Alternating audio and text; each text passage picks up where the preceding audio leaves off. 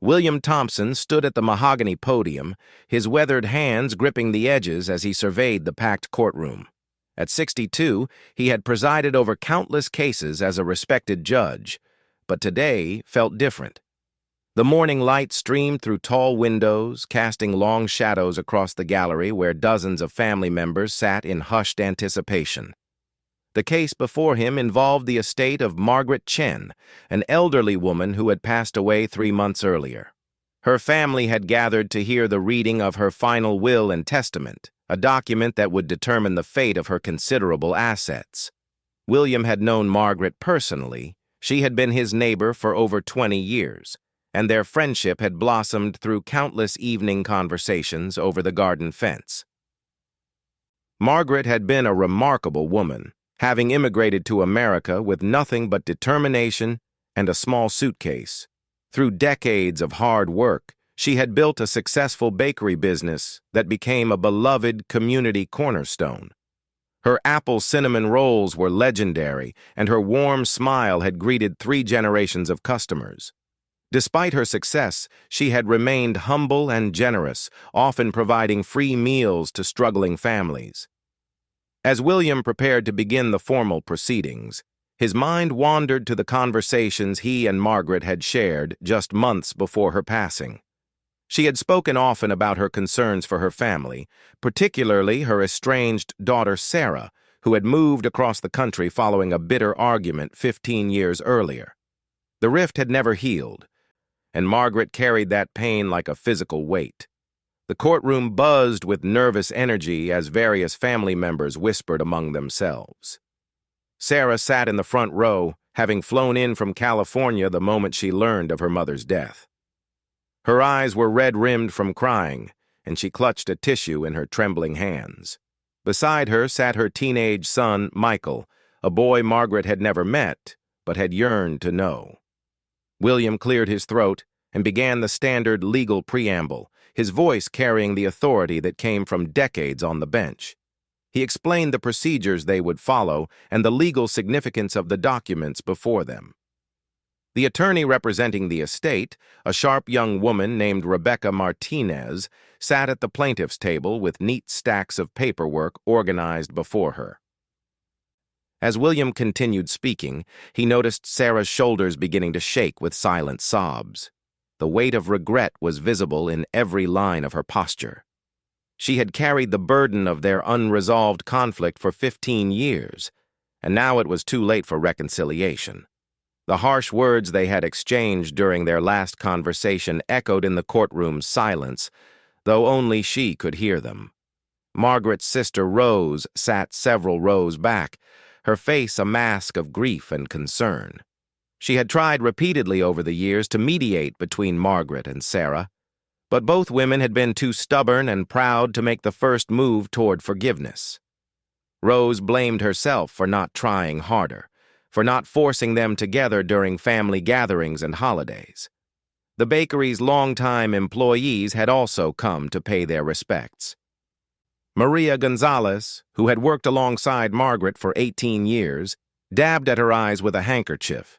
She remembered how Margaret would light up whenever Sarah's name was mentioned in casual conversation, despite the pain it caused. Margaret had kept every newspaper clipping about Sarah's career as a social worker, proud but unable to bridge the distance between them. William's own emotions began to surface as he looked out at the assembled crowd. He remembered the evening Margaret had confided in him about her deepest fear, that she would die without ever seeing Sarah again or meeting her grandson. The old woman had made him promise to ensure that Sarah knew how much she was loved, regardless of what the will contained. Young Michael shifted uncomfortably in his seat, overwhelmed by the formal atmosphere and the weight of adult emotion surrounding him. He had only learned about his grandmother's existence a few weeks earlier, when his mother received the call about Margaret's death. All his life he had wondered why his mother never spoke about her family, why there were no grandparents in their lives. The family attorney began presenting the preliminary documents outlining Margaret's assets and properties. The bakery was valued at over $2 million, and there was substantial savings and real estate investments. Various cousins and distant relatives leaned forward, their interest clearly piqued by the figures being discussed. William noticed how Sarah seemed oblivious to the monetary details being presented. Her grief appeared genuine and profound, untainted by concerns about inheritance. She stared at a photograph of her mother that sat on the attorney's table, a picture taken just months before Margaret's death. In it, Margaret was smiling while wearing her favorite apron, the one covered in flower stains and memories. As the morning progressed, William found himself thinking about the sealed envelope Margaret had personally delivered to his chambers 3 weeks before her death. She had been frail then, weakened by the cancer she had hidden from most people, but her resolve had been unwavering. She made him swear to read its contents aloud during the will reading, regardless of what reactions it might provoke. The courtroom's atmosphere grew heavier as Rebecca Martinez prepared to read the actual will. Family members sat straighter, their attention sharpening as they anticipated learning their fate. Some had clearly come expecting to receive portions of Margaret's wealth, while others seemed to be there purely out of respect and love. Sarah's breathing became more labored as the moment approached. She had driven herself nearly to exhaustion with guilt and regret during the cross-country trip. The weight of 15 years of silence pressed down on her shoulders like a physical burden. She whispered a silent prayer that somehow her mother had found peace before the end. William looked down at the documents before him, his hands slightly trembling as he prepared to fulfill Margaret's final wishes. The sealed envelope seemed to burn in his jacket pocket, and he knew that its contents would change everything for everyone in that room. Margaret had been very specific about when it should be opened and read aloud. The moment had arrived when all pretense and formality would give way to the raw truth of Margaret's final message to her family. Rebecca Martinez stood and began reading the formal language of Margaret's last will and testament. The courtroom fell silent except for the occasional creak of wooden benches and the soft rustle of papers. William watched as each bequest was announced, noting the varying reactions across the gallery. To her sister Rose, Margaret had left the family home along with her collection of antique china and photographs spanning 5 decades. Rose gasped softly, tears streaming down her cheeks as she realized the magnitude of her sister's generosity. The house held countless memories of their childhood together, holiday celebrations, and quiet Sunday afternoons spent in comfortable conversation. Several longtime employees received generous cash bequests that would ensure their financial security. Maria Gonzalez nearly fainted when she learned Margaret had left her $50,000 along with the original bakery recipes that had been closely guarded family secrets. The other workers exchanged stunned glances, overwhelmed by their former employer's thoughtfulness, even in death. Various cousins and extended family members received modest but meaningful gifts. Pieces of jewelry, artwork, and personal mementos that reflected Margaret's careful consideration of each person's interests and needs. Some nodded gratefully while others appeared disappointed by the relatively small amounts allocated to them, but the largest portion of Margaret's estate remained unaccounted for as Rebecca continued reading. The bakery business itself, worth over $2 million, had not yet been mentioned. The investment properties and substantial savings accounts were also still pending distribution. A restless energy filled the courtroom as people wondered where these major assets would go. Sarah sat motionless, her face pale and drawn as she listened to the proceedings. She had not expected to receive anything significant given the bitter nature of their separation, but hearing about her mother's generosity to others only deepened her sense of loss and regret. Every bequest revealed another facet of the woman she had stubbornly refused to know for 15 years. Young Michael watched his mother's anguish with growing concern. He reached over and took her hand, offering what comfort his 16 years could provide. The gesture did not go unnoticed by William, who saw in the boy's compassion an echo of Margaret's own gentle nature. The family resemblance was striking. Michael had inherited his grandmother's kind eyes and determined jawline. Rebecca paused in her reading and looked directly at William. This was the moment they had discussed in his chambers the previous week. The sealed envelope in his pocket seemed to grow heavier as he realized the time had come to honor Margaret's specific instructions about its contents. William stood slowly, his arthritis making the movement slightly painful. The courtroom's attention focused entirely on him as he reached into his jacket and withdrew the cream-colored envelope bearing Margaret's distinctive handwriting. Her name was written across the front in elegant script, along with specific instructions about when and how it should be opened. As he broke the wax seal, William's mind flashed back to the afternoon Margaret had delivered this envelope to his office. She had been wearing her best dress, despite her obvious illness, and her hands had shaken as she pressed the envelope into his care. She had made him promise twice to follow her instructions exactly, no matter how emotional the moment became. The letter inside was written in Margaret's careful handwriting, though the script showed signs of the trembling that had marked her final weeks. William unfolded it slowly, aware that every person in the courtroom was holding their breath in anticipation. Sarah's grip on her son's hand tightened as she sensed something momentous was about to unfold. William began reading Margaret's words aloud, his voice steady despite the emotional weight of the message. Margaret had written about her years of silent suffering over the estrangement from Sarah, and her deep regret about the pride that had prevented her from reaching out. She acknowledged her own role in the conflict and took responsibility for allowing hurt feelings to fester for so many years. The letter revealed that Margaret had quietly followed Sarah's career from a distance, collecting newspaper articles about her work with underprivileged children and her volunteer efforts at homeless shelters. She had been proud of her daughter's compassion and dedication to helping others, even while mourning their broken relationship. Margaret had also written about her grandson, Michael, expressing her joy at learning about his existence through a private investigator she had hired 2 years earlier. She had been following his academic achievements and athletic accomplishments through school websites and local newspaper coverage. Her pride in his character and potential filled several paragraphs of the letter. As William continued reading, Sarah began sobbing openly. The letter revealed that Margaret had never stopped loving her daughter and had spent countless sleepless nights wondering if Sarah could ever forgive her. The depth of her mother's pain and love overwhelmed Sarah completely, and she struggled to breathe through her tears. The letter also contained a shocking revelation about the original argument that had driven them apart. Margaret confessed that she had been wrong about the central issue, Sarah's decision to move away and pursue social work instead of taking over the family business.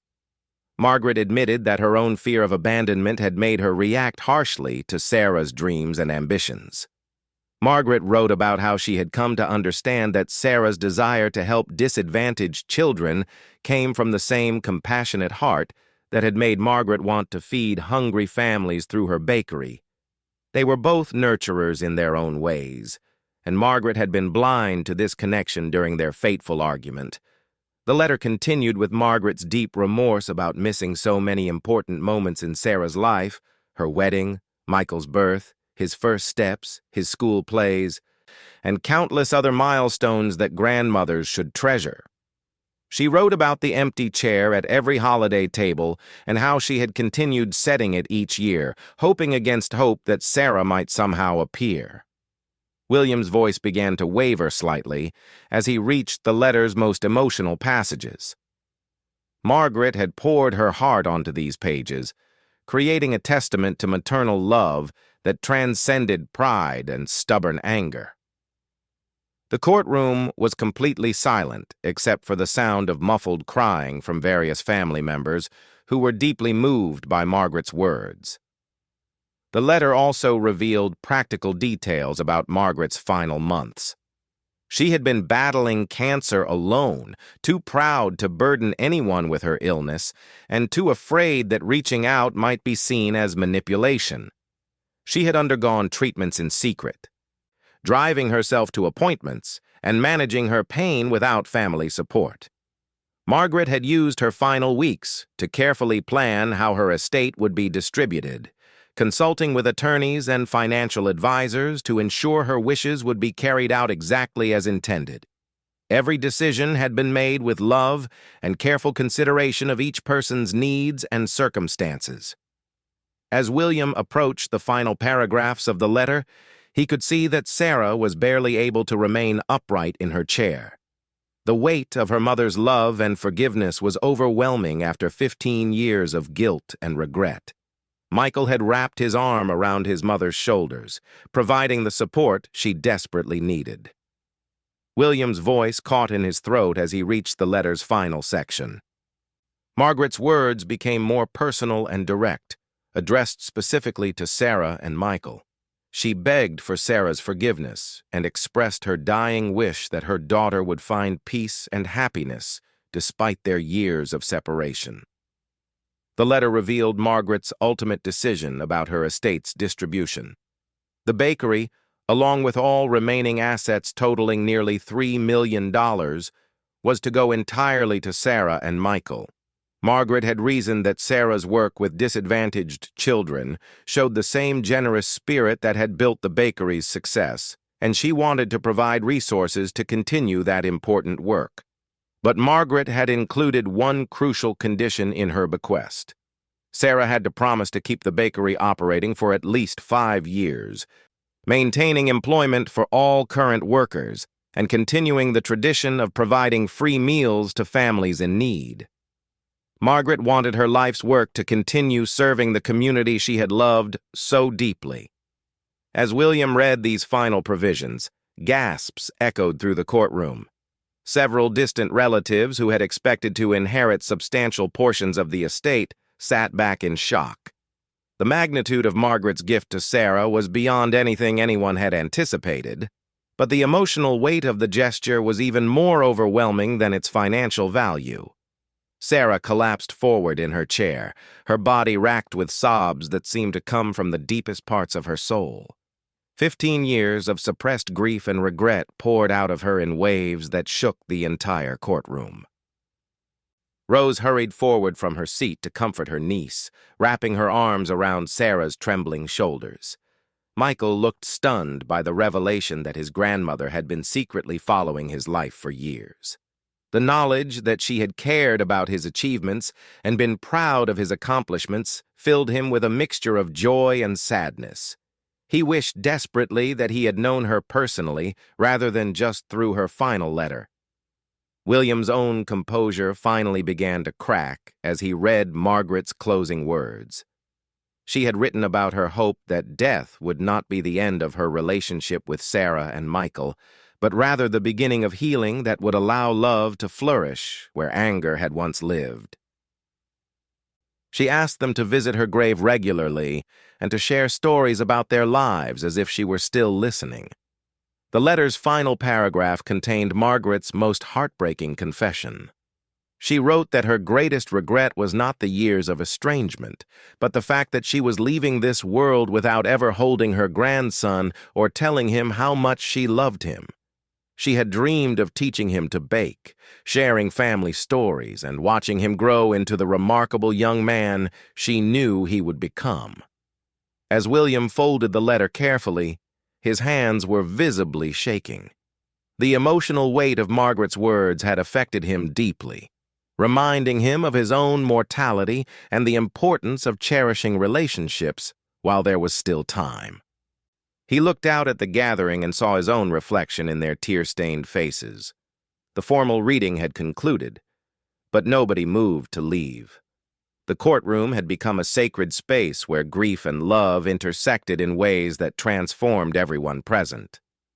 Sarah's sobs had quieted to soft whimpers, but she remained bent forward as if the weight of her emotions was too heavy to bear upright.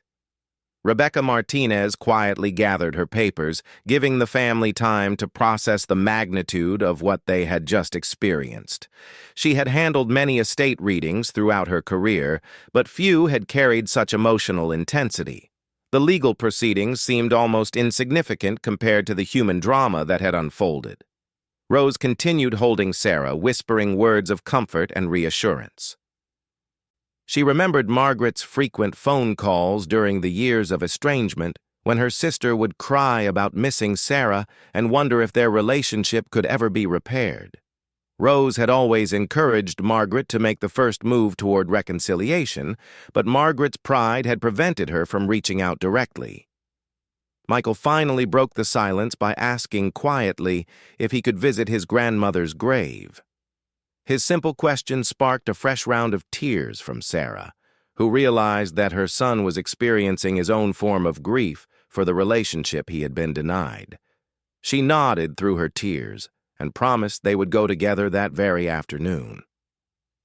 William slowly made his way down from the bench, feeling every one of his 62 years in his aching joints. As he approached Sarah, he placed a gentle hand on her shoulder and spoke the words Margaret had made him promise to deliver personally. He told her that her mother had never stopped believing in her goodness and had died proud of the woman she had become. The judge then shared his own memories of Margaret, describing her as one of the kindest people he had ever known. He talked about their evening conversations over the garden fence when Margaret would speak lovingly about Sarah despite her pain. He assured Sarah that her mother's love had never diminished, even during their darkest years apart. Other family members began approaching Sarah to offer their support and share their own memories of Margaret. Maria Gonzalez hugged her tightly and promised to teach her all of Margaret's secret recipes if she decided to take over the bakery. The gesture meant more to Sarah than any monetary inheritance could have. As the crowd slowly began to disperse, Sarah remained seated with Michael and Rose, still processing the enormity of what had transpired. She had entered the courtroom expecting nothing and possibly dreading whatever harsh final judgment her mother might have passed. Instead, she had been embraced by love and forgiveness that reached across the grave to heal wounds she had thought were permanent. William gathered his papers and prepared to leave, but paused at the courtroom door to look back at the small family group still clustered in the front rows. Margaret's final act of love had accomplished what 15 years of separation could not. It had brought her family together and provided a foundation for healing that would last for generations. Outside the courthouse, the late afternoon sun cast long shadows across the parking lot. Sarah and Michael walked slowly toward their rental car, both lost in thought about the grandmother and mother they were still discovering through her final letter. They would spend the evening at Margaret's graveside, beginning the conversations that should have happened years earlier. The bakery would reopen under Sarah's guidance within a month, and she would honor every aspect of her mother's final wishes. More importantly, she would make sure that Michael knew his grandmother's story and understood the legacy of love and service that now belonged to him as well. Margaret's words had not wavered in death. They had created a bridge across time that would carry her family forward into a future filled with the healing she had always dreamed possible.